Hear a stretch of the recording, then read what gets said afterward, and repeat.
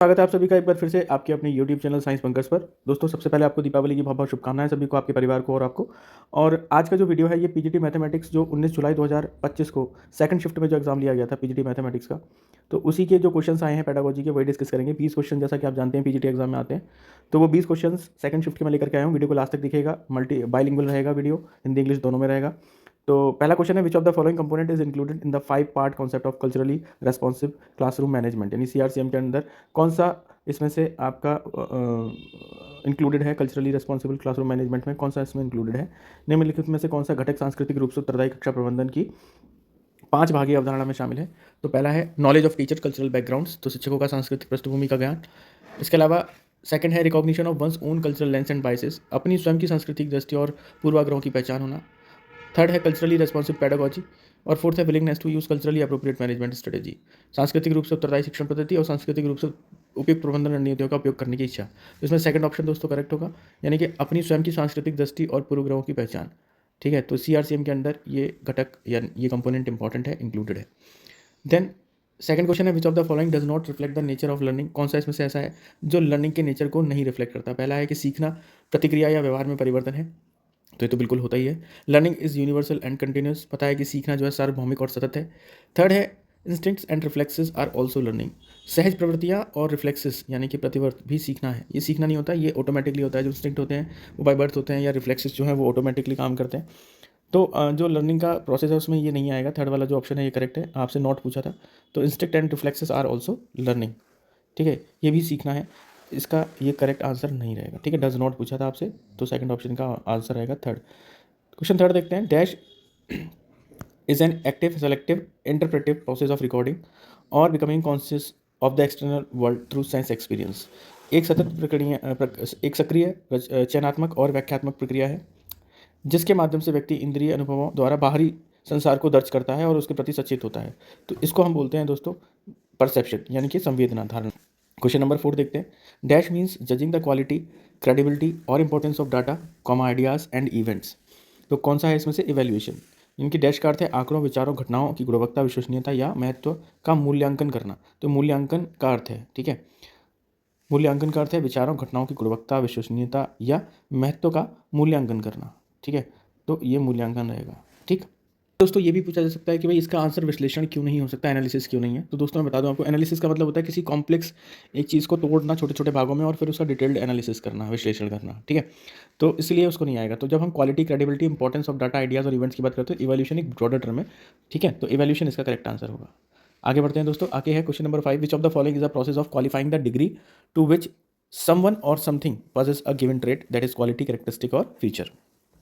निम्नलिखित में से कौन सी प्रक्रिया यह मापने की है कि कोई व्यक्ति या वस्तु किसी विशेष गुण या विशेषता या लक्षण को किस मात्रा में रखता है। तो ये मेजरमेंट होता है ना, माप रहे हो आप किसी चीज़ को, मेजर कर रहे हो तो मापन, ठीक है, तो इसका ऑप्शन 1 होने वाला है। क्वेश्चन नंबर 6 देखते हैं, integrated education of the disabled children IEDC scheme कब लॉन्च की गई थी, ये क्वेश्चन है, ठीक है, किस ईयर में लॉन्च की गई थी। 24 में ये स्कीम है जो बच्चों के लिए, डिसेबल्ड बच्चों के लिए इंटीग्रेटेड एजुकेशन की स्कीम लॉन्च की गई थी 1974 में। क्वेश्चन नंबर 7 की तरफ बढ़ते हैं, Indian constitution recognize the schedule languages, यानी कि भारत का जो संविधान है वो कितनी अनुसूचित भाषाओं को मान्यता देता है। तो ये क्वेश्चन आप जीएस के लिए भी याद रखें, वहाँ भी पूछा जा सकता है। 22 संवैधानिक ऐसी भाषाएं हैं, अनुसूचित भाषाएं हैं जिनको ये मान्यता देता है इंडियन कॉन्स्टिट्यूशन। 8th क्वेश्चन है, विच of the following statement about the learning object is not true, learning objective के बारे में कौन सा ऑप्शन इसमें ट्रू नहीं है। पहला है objective should be written in observable behaviour terminology.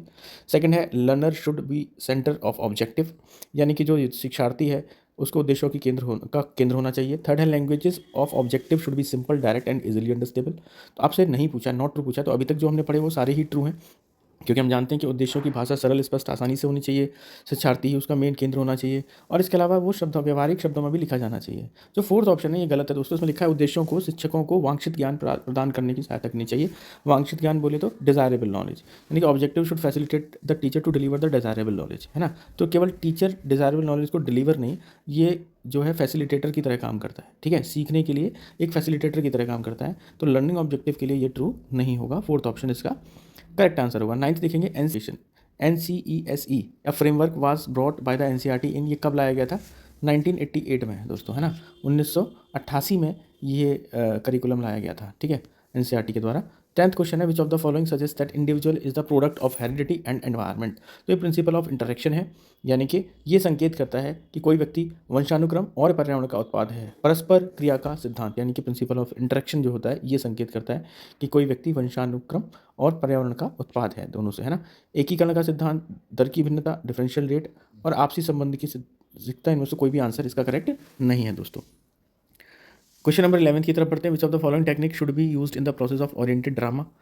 तो कौन सा निम्नलिखित में से तकनीक प्रक्रिया उन्मुख नाटक यानी प्रोसेस ओरिएंटेड ड्रामा के उपयोग जानी जाती है। तो अनुकरण है ना, पेंटामाइम सॉरी, इम्प्रोवाइजेशन, ठीक है। इम्प्रोवाइजेशन का मतलब होता है तत्कालिक शोधन, है ना, संशोधन जो होता है।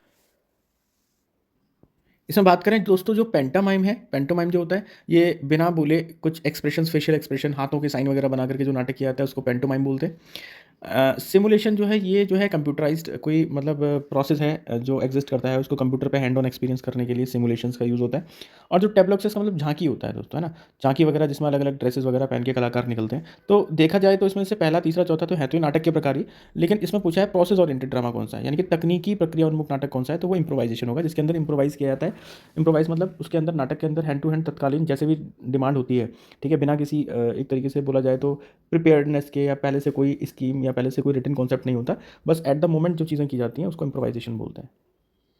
उसके बाद में 12th क्वेश्चन है, meaningful sentence that conveys truth और meaning is said to be. तो इसको हम प्रस्ताव बोलते हैं, प्रोपोजिशन बोलते हैं, ठीक है। एक अर्थपूर्ण वाक्य जो सत्य या अर्थ व्यक्त करता है उसे हम प्रोपोजिशन बोलते हैं, प्रस्ताव बोलते हैं। उसके बाद में क्वेश्चन नंबर 13 है, what is the primary purpose of using drama in education. Education में ड्रामा यूज़ करने का प्राइमरी पर्पस क्या है। तो टेक्स्ट बुक को रटाना नहीं है बिल्कुल भी, स्टूडेंट्स को एक्टर बनाना भी नहीं है, to promote creativity and self expression, ठीक है, यानी कि बच्चों के अंदर रचनात्मकता और आत्म अभिव्यक्ति को बढ़ावा देना ही इसका क्या है, मेन उद्देश्य है।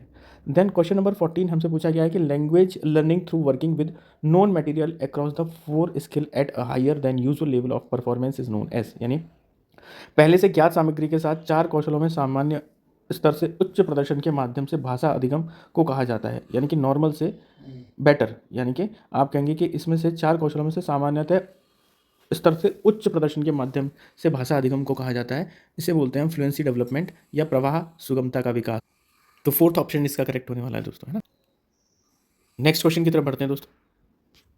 15th क्वेश्चन है, learning by dash was introduced by gestalt psychology. तो गेस्टाल्ट साइकोलॉजी के अंदर जो लर्निंग की स्टेज थी तो ये थी दोस्तों अंतर्दृष्टि, इनसाइट, ठीक है, सेल्फ के लिए।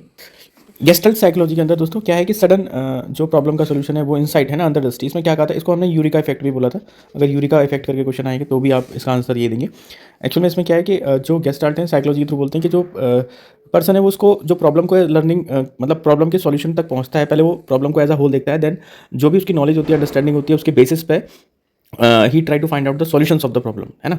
तो जैसे इसको आहा इफेक्ट या यूरिका इफेक्ट भी उन्होंने बोला कि जो प्रॉब्लम होती है, यानी कि अगर हम देखें किसी प्रॉब्लम को तो बिगर होती है देन इट्स पार्ट्स, तो उसको पार्ट्स में पहले तोड़ेंगे, उसके बाद में हर पार्ट को देखेंगे कि कौन सा पार्ट ऐसा है जहाँ से प्रॉब्लम क्रिएट हो रही है, उस पार्ट के लिए हम सॉल्यूशन फाइंड आउट करते हैं। ये हमारी गेस्टाल्ट साइकोलॉजी है। उसके बाद आगे बढ़ते हैं, क्वेश्चन नंबर 16 है, dash of the Indian constitution envisages that state shall direct its policy among other things towards securing that there is equal pay for equal work for both men and women। यानी कि भारतीय संविधान का dash यह सुनिश्चित करने के लिए कि एक पुरुष और महिला दोनों के लिए समान कार्य के लिए समान वेतन हो, राज्य अपनी नीतियों का मार्गदर्शन करेगा। तो आर्टिकल 39 में ये चीज़ कही गई है ना दोस्तों, आपको ध्यान रखनी है, यानी कि जो सैलरी है मेल और फीमेल की वो सेम रहेगी। 17 में attachment situation in which after a brief separation infants remain angry and are difficult to console. अच्छा क्वेश्चन है, जिस आसक्ति स्थिति यानी कि अटैच सिचुएशन में थोड़े समय के लिए अलगाव के बाद शिशु क्रोधित रहते हैं और उन्हें शांत करना बहुत कठिन हो जाता है, इसे कहा जाता है दोस्तों विरोधाभासी आसक्ति, ठीक है। हम एम्बीवैलेंट अटैचमेंट की बात करते हैं, इसे विरोधाभासी आसक्ति भी कहा जाता है। और आपको ऑप्शन से भी पता लग रहा होगा, इसके अंदर बच्चे के अंदर विरोधाभास पैदा हो जाता है ना, जिसकी वजह से इरिटेशन और फ्रस्ट्रेशन, है ना, शिशु क्रोधित करते हैं, उन्हें शांत करना थोड़ा कठिन हो जाता है, तो इसे एम्बीवैलेंट अटैचमेंट भी बोला जाता है। नेक्स्ट क्वेश्चन है question number 18, which of the following is not a part of assessment assumption. इसमें से कौन सा मूल्यांकन की मान्यताओं का हिस्सा नहीं है। तो पहला है, सभी मूल्यांकन प्रक्रियाओं को अपनी ताकत और सीमाएं होती हैं, बिल्कुल सही बात है। मानसिक और शैक्षिक संरचनाएं मौजूद होती हैं, ये भी सही बात है। थर्ड है कि मानसिक संरचनाओं को मापा नहीं जा सकता लेकिन शैक्षिक को मापा जा सकता है, यानी psychological construct can not be measured but educational can be. तो दोस्तों ऐसा नहीं है, हम जानते हैं कि बहुत सारे साइकोलॉजिस्ट हैं जिन्होंने साइकोलॉजिकल लर्निंग के लिए अलग अलग टूल्स का यूज़ किया मेजर करने के लिए। क्वेश्चनियर हैं, ओपिनियनर हैं, तो इनको हम यूज़ कर सकते हैं साइकोलॉजी को जानने के लिए। तो मानसिक संरचनाओं को मापा जा सकता है। तो इसमें इसलिए ये ऑप्शन जो होगा ये इनकरेक्ट होगा, थर्ड, ठीक है, not a part of assessment assumption, ये पूछा गया है। उसके बाद में 19th क्वेश्चन है, if a teacher encourage learner to define the newly introduce term in their words, the teacher is in the dash stage of 5E approach, है ना। तो 5E अप्रोच में क्या है दोस्तों, तो इसमें दोस्तों इंगेज, इवेलुएट, 5E में देखिए इंगेज, एलिवेट, ये सब आते हैं, एक्सप्लोर, एक्सप्लेन, ठीक है, इंगेज भी आएगा, ठीक है, और एलोबरेट भी आता है, फिफ्थ है एलोबरेट, ठीक है। तो इसमें पूछा गया है कि इसमें से न्यूली इंट्रोड्यूस टर्म में से इसमें टीचर में यदि कोई शिक्षक शिक्षार्थियों को नए परिचित किए गए शब्दों को अपने शब्दों से परिभाषित करने के लिए बोलता है, तो इसमें किस चीज़ का वो यूज़ करेगा दोस्तों, तो इसमें वो यूज़ करेगा एक्सप्लेन का, ठीक है, तभी तो वो अपने आप को परिभाषित कर पाएगा, मतलब जो नई टर्म आप उसको दे रहे हैं उसको परिभाषित करने के लिए वो क्या करेगा, है ना, उसकी व्याख्या करेगा, वो क्या करेगा, एक्सप्लेन करेगा, उसकी व्याख्या करेगा। तो 19th लास्ट क्वेश्चन है, dash of disability views disability as a problem that belong to the disabled individual and is based on the view that disability is caused by disease और ट्रॉमा, यानी कि विकलांगता का डैश दृष्टिकोण जिसमें विकलांगता को उस व्यक्ति की समस्या मानता है और ये मानता है कि विकलांगता रोग या आघात ट्रॉमा के कारण हुई है, तो इसको हम मेडिकल मॉडल बोलते हैं, चिकित्सा मॉडल के नाम से हम इसको जानते हैं। तो आई होप आपको ये वीडियो पसंद आया होगा दोस्तों, इंगेजिंग लगा होगा, और भी ऐसे वीडियोस लाते रहेंगे। ये DSSB द्वारा मैथ्स के PGT में पूछे गए क्वेश्चंस थे, और भी बहुत सारे क्वेश्चंस हैं जो DSSB में, PGT मैथ्स में और बाकी एग्जाम्स में पूछे गए हैं, तो वो वीडियोस आपके पास आते रहेंगे। बट रेगुलरली हम अपडेट कर रहे हैं वीडियोज़ को, और जानकारी के लिए हमारा जो टेलीग्राम चैनल है उसको भी ज्वाइन कर लें, बिकॉज वहाँ से आपको PDF वगैरह भी इसके अवेलेबल हो जाएंगी, तो अच्छा रहेगा आपके लिए, प्रैक्टिस भी कर पाएंगे आप। बाकी दोबारा मैं आपको सभी त्योहारों की, दिवाली की, धनतेरस की, और आपको भाई दूज और गोवर्धन की भी बधाइयाँ देता हूँ दोस्तों। उम्मीद करता हूँ आप स्वस्थ होंगे, आपके परिवार स्वस्थ होंगे, और जल्दी आपको आपकी सरकारी नौकरी मिल जाएगी दोस्तों। Thank you so much.